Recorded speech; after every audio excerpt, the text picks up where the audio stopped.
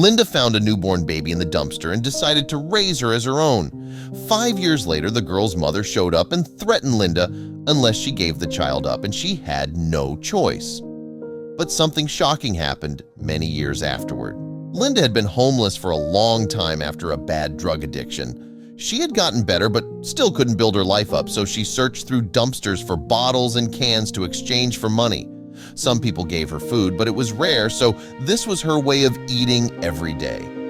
One day, everything changed for her. There was a bundle in a dumpster in a commercial area of Orlando. She thought it might be kittens or puppies because, seriously, evil people threw precious animals in the trash way too often. But this time, it was even worse. It was a baby covered up with pink clothes. She was moving her arms and staring up at Linda with her big eyes. She couldn't believe it. Who would leave a baby in the trash to die just like that? Linda wondered in shock. Furthermore, the little girl was adorable and couldn't be more than a month old. Linda grabbed and cooed at the baby, and she fell in love right away.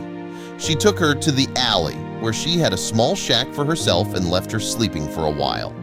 After grabbing her spare cash, she bought some baby formula and a cheap baby bottle. As Linda fed her, she knew that she had to do the right thing, give her up to the police. But after that night, she couldn't do it. So she raised her on her own and named her Jennifer. Luckily, Jennifer was a quiet baby and didn't make much fuss. Linda started working odd jobs cleaning dishes at restaurants for a few bucks and went to soup kitchens to get food for the baby. She found old clothes at Goodwill shops and several dumpsters, and they managed to survive as Jennifer grew up. Using children's books people would throw away, Linda taught Jennifer the essentials. It wasn't ideal, but she finally had something to live for, and she was happier than ever. But her happiness was taken from her one odd day. Linda was reading to Jennifer from a book she had just found, dumped somewhere when a woman stepped into their alley. "There she is! She's the woman who stole my daughter!" the woman yelled, and Linda stared as 3 cops started walking towards her. "Put your hands behind your back, ma'am," one officer said. "No, officer, you don't understand. I found this child as a baby 5 years ago. I've raised her since. I didn't steal her. She was in a dumpster," Linda explained, and the officers looked at the woman. "She's lying! I lost my baby and she took her!" the woman yelled. She did not convince the officers because Jennifer was hanging on to Linda's leg for dear life. "I'm sorry, ma'am, but we're going to have to take the child with us," one of the other officers said. "We don't want any trouble. We just want her to be safe." "Please, this girl is my child. She's all I have in the world," Linda pleaded as Jennifer started crying due to the commotion. She was bright for a 5-year-old and knew exactly what was going on. "Ma'am, even if this woman is lying, we can't let a child grow up on the streets," the third officer stated. "Let us take her to safety." Linda saw the wisdom of his words. It was hard to accept, but this life was nothing. She wanted Jennifer to have more and to become someone. This was the best choice for her.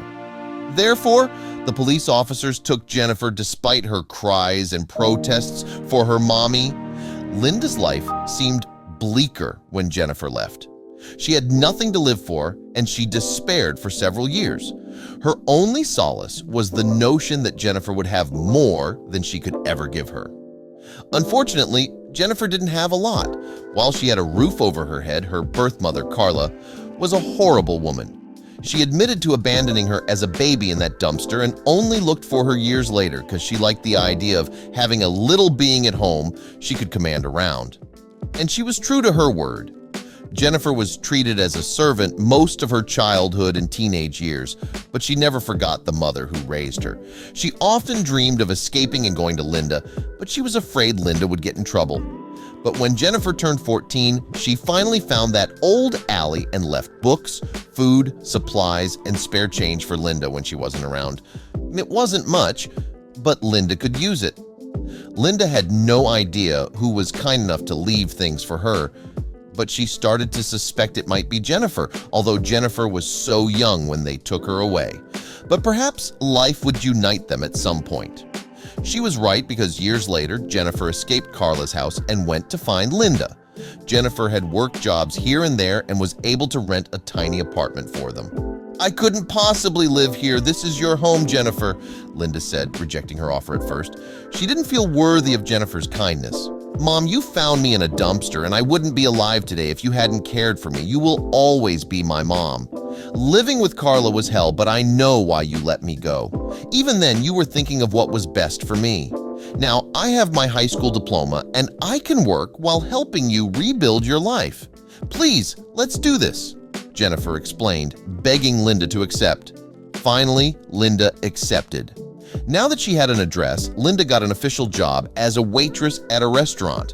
She was proud to help out with the bills.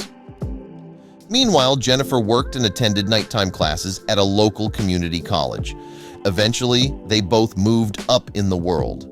Later, Jennifer moved in with her fiancé, and Linda stayed in their apartment, which she adored because it had saved her life. Linda walked her daughter down the aisle and was there for every milestone in Jennifer's life.